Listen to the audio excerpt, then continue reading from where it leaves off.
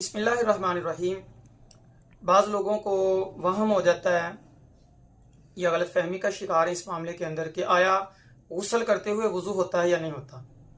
تو سب سے پہلے تو یہ بات جان لیں کہ کوشش کرنی چاہیے کہ غسل جو ہے وہ سنت طریقے سے کیا جائے، اور سنت طریقہ یہ ہے کہ پہلے کوئی نجاست ہے، کوئی نجس چیز لگی ہوئی ہے، استنجا وغیرہ ہے، وہ کیا جائے، اس کو صاف کیا جائے نجاست کو، اور اس کے بعد جو ہے وہ وضو کیا جائے سنت طریقے کے مطابق۔ اور اگر وہاں پانی کھڑا ہوتا ہے تو پاؤں بعد میں دھو لیے جائیں، ورنہ ساتھ بھی دھو سکتے ہیں اگر پانی کھڑا نہیں ہوتا۔ اسی طرح یہ ہے کہ پھر 3 مرتبہ پانی بہانا یہ مسنون ہے۔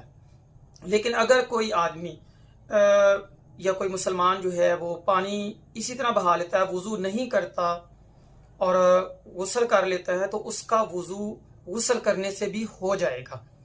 اور یہاں پہ یہ بات کے اندر کہ تیمم میں نیت ضروری ہے، وضو کے اندر نیت ضروری نہیں، سنت ہے، یعنی ثواب کی کمی ہو جاتی ہے نیت نہ کی جائے اگر، لیکن لازم نہیں ہے۔ لہٰذا اگر کوئی پورے جسم پہ پانی بہا لیتا ہے یا نہر میں غوطہ لگا لیتا ہے، تو چونکہ 4 جو اعضاء فرض ہیں وضو کے، جو فرائض ہیں 4 جن کو دھونا یا مسح کرنا فرض ہے، تو وہ دھوئے جاتے ہیں غسل کے اندر۔ لہٰذا اس بنیاد کے اوپر بندے کا جو ہے وہ وضو ہو جائے گا اور وہ اس سے نماز ادا کر سکتا ہے۔